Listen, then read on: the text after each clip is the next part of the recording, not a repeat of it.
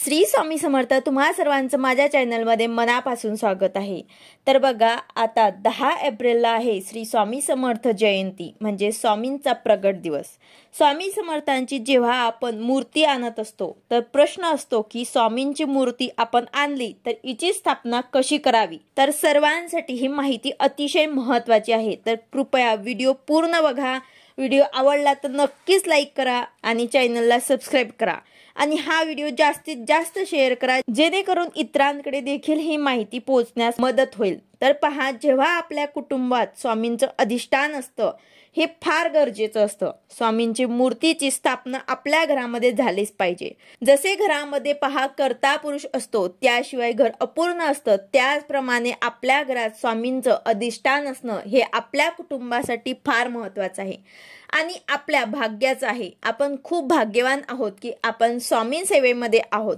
स्वामींची सेवा करण्याचा भाग्य आपल्याला या जन्मात प्राप्त झालेला आहे। तर हे आपलं अगदी काही चांगलं कर्म केलेलं असेल त्यामुळे आपल्याला स्वामी सेवेची संधी मिळत असते। म्हणून आपण आपल्या देवघरात जर स्वामींचं अधिष्ठान नसेल तर कृपया करून स्वामींची मूर्ती आणून त्याची स्थापना करा। मूर्ती किंवा फोटो असेल फोटोची पण स्थापना करू शकता। तर या प्रगट दिनाला तुम्ही मूर्ती आणि फोटो आणून अवश्य स्वामींची स्थापना आपल्या घरात करा। तर बघा आता मूर्ती आणल्यावर किंवा फोटो आणल्यावर स्वामींची मूर्ती किंवा फोटो आणल्यावर त्याची स्थापना आपल्या घरामध्ये कशा पद्धतीने करायची, मूर्तीवर अभिषेक कसा करायचा आणि कोणते मंत्र स्तोत्र म्हणायचे। तर बघा प्रगट दिना दिवशी तुम्ही सकाळी लवकर उठून आंघोळ वगैरे करून स्वच्छ करून देव स्वच्छ करून घ्यायचे। उंबऱ्याला या दिवशी हळदीचं लेपन नक्कीच करा। संपूर्ण घरात सुगंधित वातावरण करून कपूर धूप अगरबत्ती लावून गोमूत्र शिंपडून घ्या। घरात सुगंधित प्रसन्न वातावरण निर्माण करा। महाराजांच्या नामस्मरणाने दिवसाची सुरुवात करा। मोबाईलमध्ये किंवा श्री स्वामी समर्थ या मंत्राचा जप लावून घ्या। जे लवकर उठत नसतील त्यांनी खास करून या दिवशी आवर्जून लवकर उठायचे आहे। ज्यांच्याकडे महाराजांची मूर्ती आहे त्यांनी मूर्तीवर अभिषेक करायचा आहे।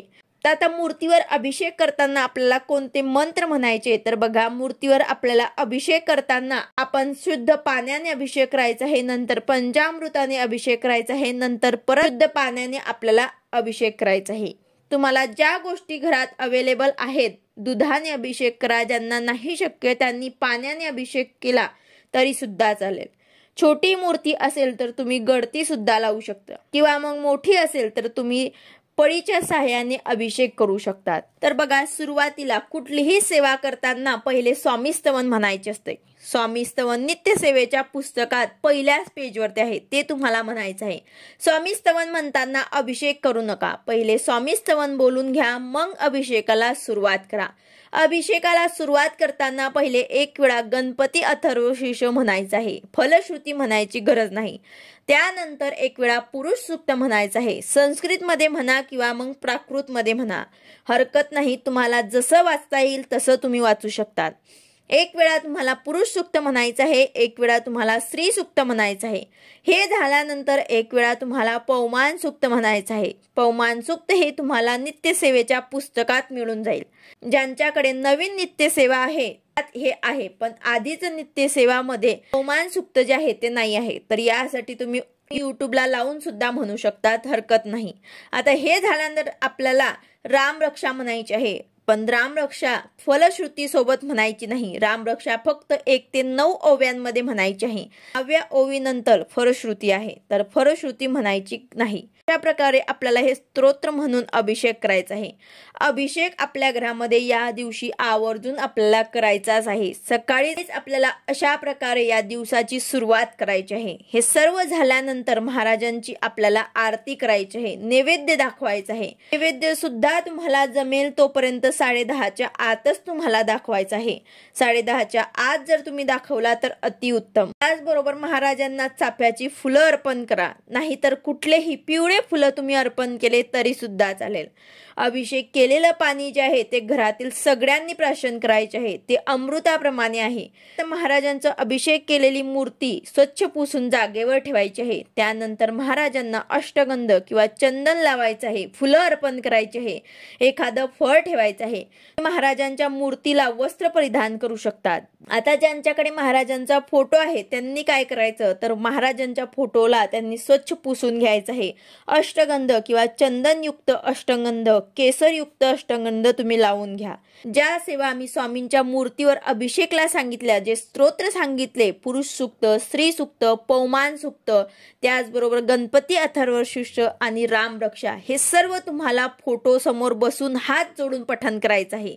किंवा मग तुम्ही एक फूल घ्या, पाण्यात बुडून फोटोवर शिंपडायचे आहे. अगदी थोडं थोडं तुम्हाला शिंपडायचं आहे आणि हे मंत्र स्तोत्र तुम्हाला पठण करायचे आहे, कारण तो पण एक प्रकारचा अभिषेकच असतो.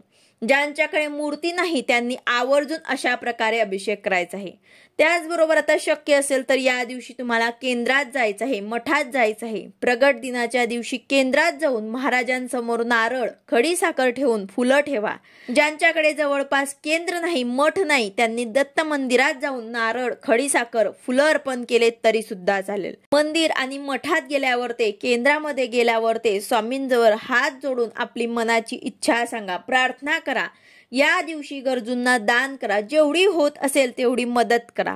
शक्य होत असेल तर तुम्ही फळं घेऊन जा, मंदिरात दान करा. जो काही नैवेद्य बनवायचा असेल तो तुम्ही बनवून महाराजांना अर्पण करा. तर अशा प्रकारे आपल्याला महाराजांचा प्रगट दिवस, स्वामी समर्थ जयंती जी आहे ते आपल्याला अशा प्रकारे साजरी करायची आहे. जर तुम्हाला अभिषेक करताना मंत्र बोलणं शक्य होत नसेल तर तुम्ही मोबाईलमध्ये पण लावू शकतात. तर अशा प्रकारे तुम्हाला अभिषेक करायचा आहे. सर्व स्वामी समर्थ सेवेकरांना स्वामी प्रगट दिनाच्या स्वामीमय शुभेच्छा आणि स्वामी तुमच्या सगळ्या इच्छा पूर्ण करो ही स्वामी चरणी प्रार्थना करते. व्हिडिओ आवडला असेल तर लाईक करा, शेअर करा, सबस्क्राईब करा. भेटूया अशाच नवीन व्हिडिओ सोबत. श्री स्वामी समर्थ.